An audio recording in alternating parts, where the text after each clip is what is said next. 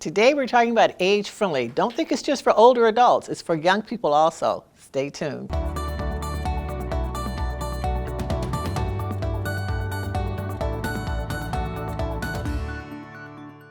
This is one of my favorite topics, age-friendly community. You know, when I first started working at AARP and I heard about an age-friendly community, I didn't know what it was. Karen, you've been with us for a long time in terms of Auburn Hills being involved with age-friendly, and Jim, you, I think a couple of years as well. So glad to have both of you with us. Thank you for being with us on Real Possibilities. Karen, tell our audience, what is an age-friendly community? So an age-friendly community is a community that everyone can live in as long and safely as possible. It's a community that's for all ages and all abilities, and it invokes the word community. Mm-hmm. And that's a good way to say it as well. And it's for, you said, all ages. Mm-hmm. So many times when people think of AARP, they naturally think of, oh, it's for someone 50 and older. Right. But a mother crossing the street with a stroller and 2 children and the sign says 35 seconds may need as much time as someone on a walker crossing the street, Absolutely. right? So every community thinks they're age friendly, right? Everybody thinks, oh, we're friendly. Right. But there's a distinction. And why did East Lansing get involved in this? Yeah, well, East Lansing got involved through our senior commission and our primetime seniors program. The seniors commission and the director of the primetime program at the time said, look, we received accreditation. The accrediting body for senior centers is no longer functional, but we were able to be accredited nationally. 1% of seniors programs were accredited. And so we went to city council and said, look, this was back in 2016, 17. And we set up, and I was telling people earlier, we involved everyone in the community. We asked all our boards and commissions to send a representative. And I was insistent on, even if they were one issue advocates or just wanted to complain, bring them in the tent. Mm-hmm. Absolutely. So we got everyone. And back to what is age friendly? It's for everyone. Absolutely. From birth to end of life. That's the way we saw it. And I love what you said about bringing them all in the tent. I was at a couple of those listening sessions, and people do have a one-person issue. You know, they don't like the bike lanes, or they want to do something with the noise level. That's okay. Bring them into the tent. We made them, all of the committee, the first committee meetings, the first 2, we set it up, we put a chart, 7 flip charts, or maybe it was 8, because it had one of each of the domains, and we put a line down the middle and said, what do you like about this, and what do we need to improve? Now, you just said something that our audience may not be aware of, and that's domains, the 8 domains. Yeah, the 8 domains. All right, share with the audience what the 8 domains are. We got them all involved, and then we tabulated all that data and then held focus groups. Do you remember what they are, the 8 domains? Karen, do you remember any of them? Housing, Transportation, environmental, I can't remember the exact. Civic and community involvement, or environmental, transportation, housing, healthcare, emergency employment, right. Employment, civic participation, and there's one more. Yeah, there is, and I can't remember it right now either, but we'll put them on the screen. People can see those 8 domains, but that's how we categorize the different components of age-friendly. And what's interesting is that most townships, most cities are doing planning anyway, but they're not considering having people stay in place or age in place. They might look at a road, like when the governor talks about the roads, that's part of an age-friendly state, right, which Michigan is. And so communities then begin to look differently at what they can do to keep young people and older adults in their community. There's economic impact to that as well. So when you talk about bringing everyone in, talk about the process, Karen. You've been doing this for how many years now in Auburn Hills? Since 2013. Wow, you're one of our first adopters. We were the first in the state, 14th in the country. Wow. And so what we did multiple gatherings. So we did community conversations, and we did it in different areas of the city. So we went to the people. instead of asking them to come to us. So we had 4 different areas that we blocked off, invited people all ages, and we had young adults come in. We had teenagers come in, because what we kept trying to explain is we're not building Auburn Hills for right now. We're looking down the road. What is it going to look like down the road? So the young adults that were there, what do you think it's going to look like? And then we did focus study groups, and I took like all female, all male couples and singles to talk about the future to them. Then we did business roundtables. So we invited businesses that service older adults, because everybody in a business has an older adult, whether it's an employee, a customer, and then all the departments. And then we went to the 2 senior housing. So we gathered from all different. And then we had 2 community events. One was our festival, and one was a health fair, and we did a mini survey right there. You know, they got a pop or something for participating and stuff, because we wanted to reach out to every aspect and every age. And that's so powerful. I mean, when you do that, there's ownership attached to that as well. And it is the community. It's the people coming together, unity, to build their own community. There's a tremendous amount of information about the economic impact of having people live and stay in their own community. There's also research that's been done that shows, like, I think like 89 or 90% of people surveyed want to age in place. I don't know who those other 10 or 11 are. They probably don't want to be bothered with their children anymore, right? But the majority of people, every single survey shows that almost 90% of everybody wants to. You can't do that if you can't walk across the street, if you don't have the home services that you need, if you don't have any kind of cultural or arts in your community to go to. It's so critically important economically and even just socially and mentally. So what have you done? What's happened in what progress has been made in the last, since 2000? Well, 2017, and we've involved everyone through our Primetime Seniors program, because that's the contact point. But holding our meetings has generated a lot of interest. For example, this summer, we are going to have concerts in the lawn in front of our community center, sponsored by Age Friendly and the Senior Commission. Very nice, very nice. Because we wanted people to know, bring the stroller, bring the baby. Yeah, very nice. Bring the senior. Yeah, very nice, very nice. And I'm very happy to see that we've got that on our schedule for over the summer. In fact, we have a group that we sponsored from through our connection with the university's Age Friendly. Butterfly gardens. Oh, that's beautiful. Yes, I've seen that before. It's Yes, nice. we've had them at, we had over 1,000 paper butterflies decorated and painted, and they've been at the MSU Federal Credit Union, they've been at our senior center, and they've been on campus at the Butterfly House in the gardens at the greenhouse.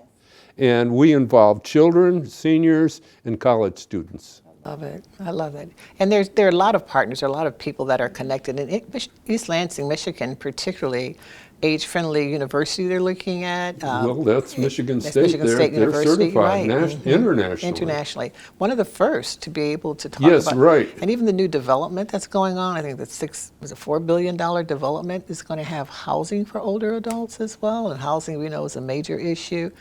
Talk about what you've done, Karen, over in Auburn Hills since 2013. So officially 2014, 14. conversations started in 2013.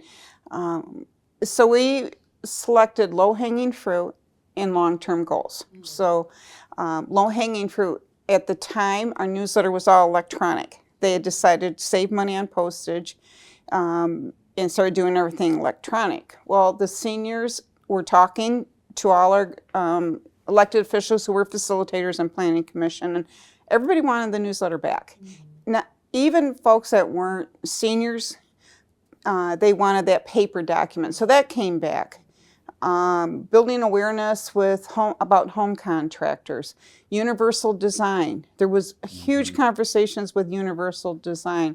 While we can't mandate it per building code, there is conversations. we did long-term goals, and some of the things didn't always work out. One of the ones was we wanted to do a time bank. And what we found that a lot of our long-term goals sometimes didn't work out. A time bank is an expensive venture, and it just wasn't something. But more importantly, I think out of anything is a conversation started. People were talking, people were becoming within the city and the departments, but also our connections with Oakland University. We've got a great program with Hop Up PT. We work with the nutrition program, and we're working with their med school. So it just kind of was like a tumbleweed. People heard about what we were doing, and we were starting to bring in more resources that are going out to the community. Is it politically charged at all? Have you found that it's partisan in any way? We've always found that talking about age-friendly is a universal conversation on no matter if you're libertarian, whoever you are, whatever, that it's something that everyone's interested in. Have you found that to be the No, case? because everybody ages, doesn't matter your party. Right. I mean, so there aren't any politics attached to it. If the community can afford it, if there's money in the budget, and that's another affordability. And everyone, I've been all over the state talking about age-friendly since in my 10 years here. And the first thing that people will say is, well, we don't have the money. Right. And yet, there's planning that's going on, but it's just they're not thinking about an age-friendly community. They're thinking about specific things that need to be fixed, like a bump, in the sidewalk or a road, but not about a long-term plan. Can either of you address that, talking about how you can use part of your planning, normal planning process? Fortunately, we don't have a budget through the city council. You said fortunately. No, unfortunately. Unfortunately, okay. But unfortunately, we don't. But we have a foundation, a nonprofit foundation called Friends of East Lansing Seniors. And they finance a lot of things that couldn't be done. So we can turn to them and say, look, we need, and they'll turn around and help us finance something when it's needed. That's nice. Yeah, it's been a great advantage. And they hold a fundraising campaign every year. Just for age-friendly. Just for their purposes to help with age-friendly and the seniors program. Nice, very nice. Yeah, that's nice. That's why then you don't have to worry about people complaining about their taxes being raised as a result of age-friendly. Well, yeah. We're not collecting any taxes for age-friendly. Friendly, yes, yeah. That's great. The community and the foundation has stepped up to help. But I remember you mentioning universal design. We were able to incorporate some universal design criteria in our planning, through our planning office. And we're trying to integrate all of the 8 domains now in the planning process. I love it. I love that. That's great. Yeah, I don't know how it's going to work. We're going to be meeting sometime within the next month and discussing that issue. That's so critical. Senator Sarah Anthony, who is the appropriations chairperson in the Senate, and our team talked about meeting with some of the contractors and construction workers residential to talk about universal we're housing. Fortunate we have talk about universal housing. Contractor. He does work on helping people keep their homes. You want to stay in your home? Right. Okay, in fact, I just looking at your AARP magazine, and there's talk about, dressing up the house if you want to move out, but most people want to stay. Right, exactly. And he does very small jobs that need to be done. I know, I hired him to get a bird's nest out of my attic and rain gutters.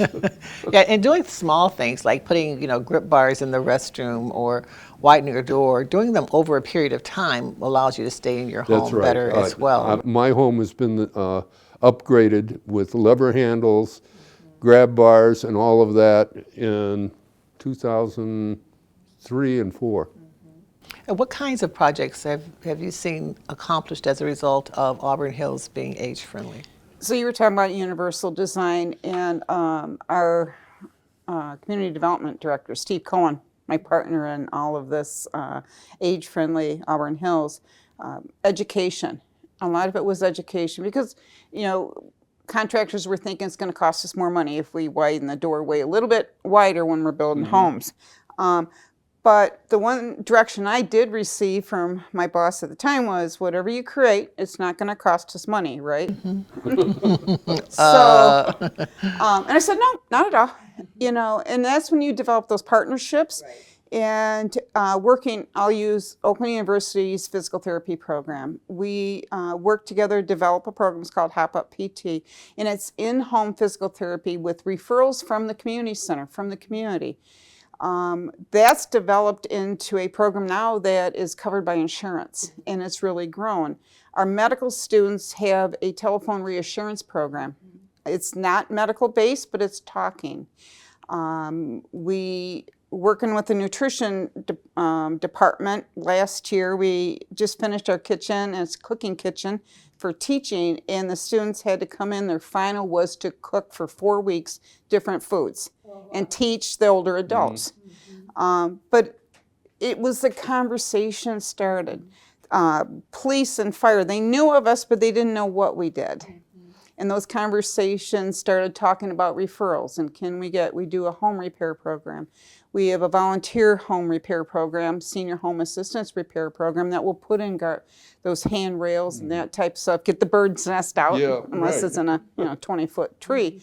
So it was bringing awareness to the community and communicating that. So I've been very intentional about not costing money. Right, because you were told not to. I was told not to, So our first round, we were able to have an intern, and that was very helpful. This round, we don't have an intern. We had one for 2 months. But we learned a lot first rounds. We learned how to have those group discussions, how to work with our planning commission. They've taken the lead. It's a planning process, as you know.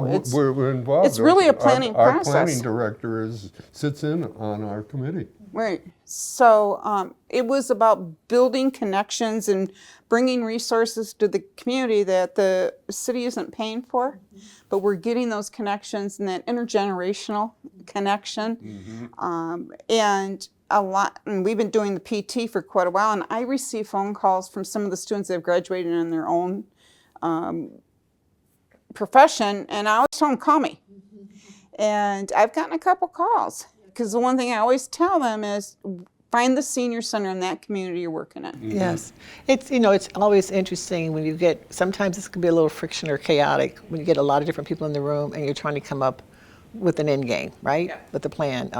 I often say that unique in our many talents, we can unite in a common goal.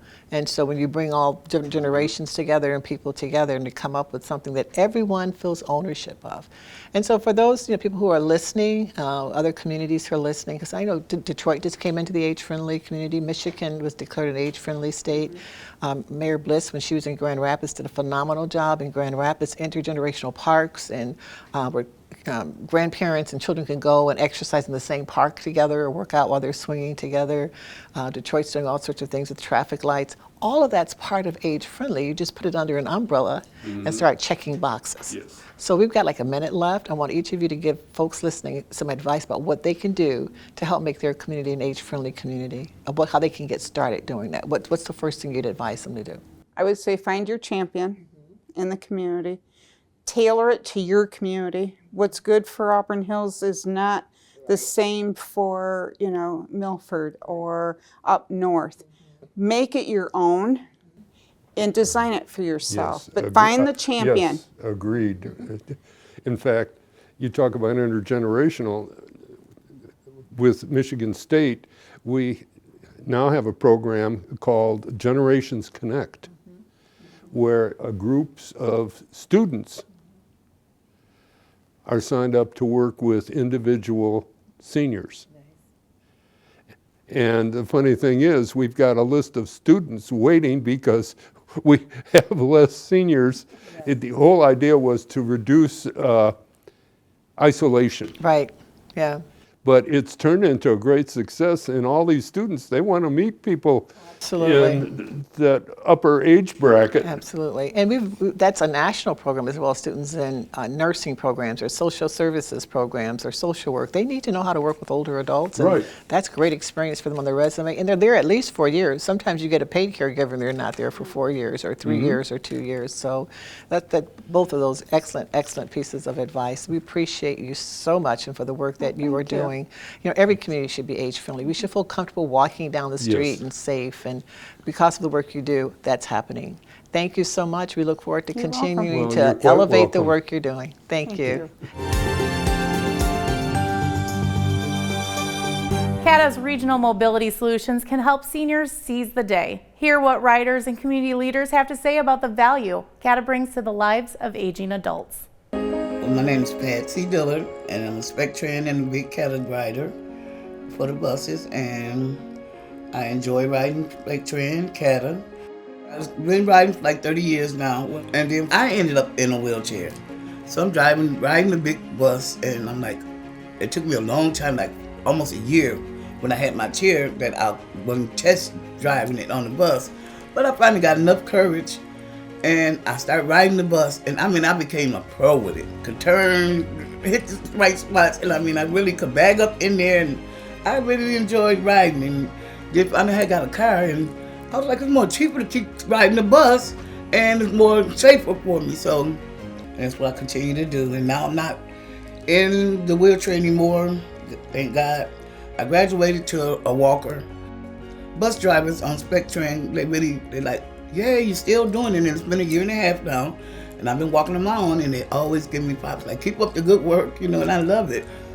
The wheelchair riders don't know that you can get in touch with Spectran or CATA system, and they'll give you little strips that go on your chair where you can lock it onto your safety belt on the bus.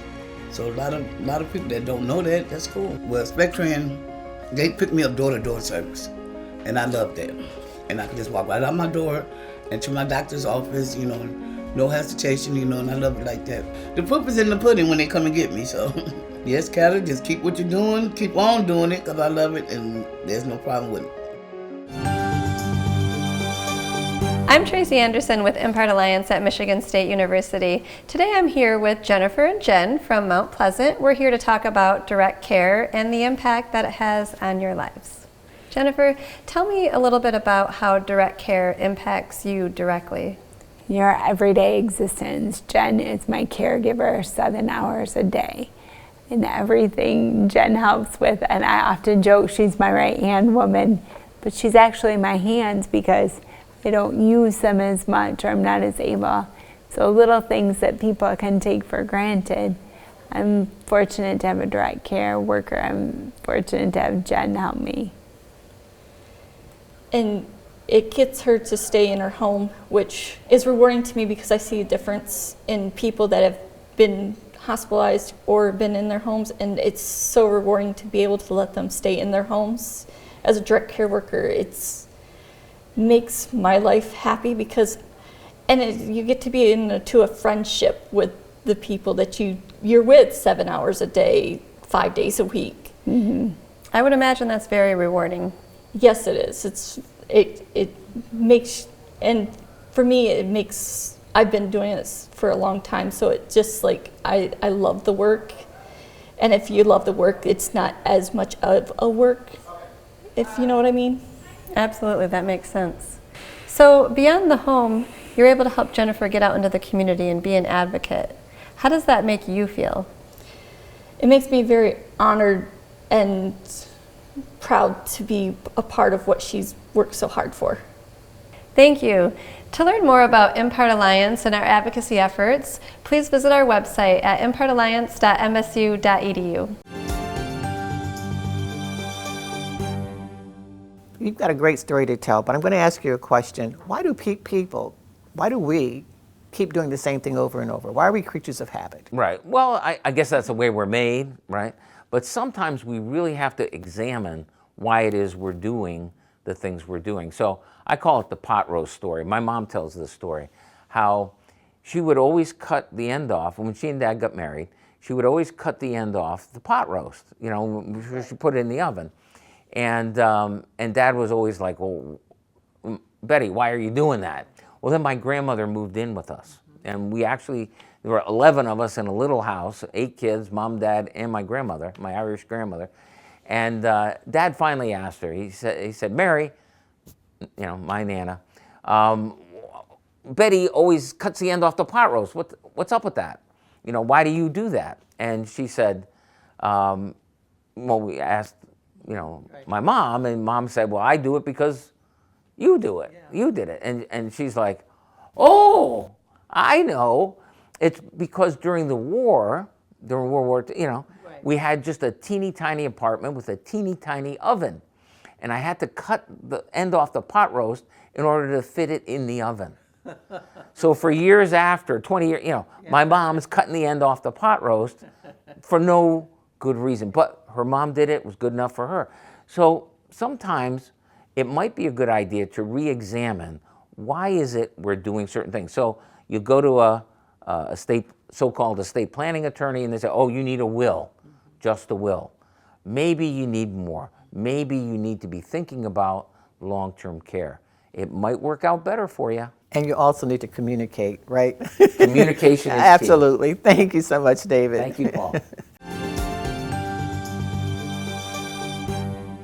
Dr. June, so many people don't know the difference between inflammation and autoimmune. Share with us what they should know. Well, that's a very large question, and so I'll give you a very small answer. Inflammation isn't necessarily autoimmune, so a lot of people do get that confused. An example, if someone were to hit you with a baseball bat, and I hope that never happens. Yeah, they better hope it never happens. Yeah. You're going to swell up and you're going to get localized inflammation from damaged cells. That doesn't mean you have an autoimmune problem. It's just a localized inflammation. Sometimes people get things called gout, and that's technically autoinflammation, and your immune system's trying to fight back, but it's not necessarily autoimmune per se. Now, autoimmune can be a huge variety of things. Most people are aware of lupus or rheumatoid arthritis or psoriatic arthritis. Those are autoimmune mediated diseases where your immune system is attacking your body. So that doesn't mean that inflammation can't be a part of it, but just because something's inflammatory doesn't not necessarily mean it's autoimmune. And just because it's autoimmune doesn't always mean it's inflammatory. And so what should you do if you're not sure? Do you need to see a doctor regardless? Start with your primary care, and if you really are convinced you have an inflammatory or an autoimmune problem, see a rheumatologist or an immunologist. And they'll do the workup and see if you indeed have an autoimmune or an inflammatory condition and what to do about it. And you mentioned gout, you mentioned the baseball bat. Will they be able to distinguish exactly what's going on and what's caused it, or just identify it? Well, I'd love to say we always and exactly anything. The answer is that they're going to give it the best try they can to try to answer what's going on. We live in a time, though, where rheumatoid arthritis, and to a lesser extent lupus, are pretty obvious when you have the full-blown symptoms. But a lot of this flies under the radar because not everything's read the textbook. Right. So sometimes you get unusual presentations of these fairly rare diseases, and that's when they really have to do blood work and over time and different types of radiology to try to figure out really what the diagnosis is. It's not easy. And there you have it. Thank you, Dr. June. Appreciate it.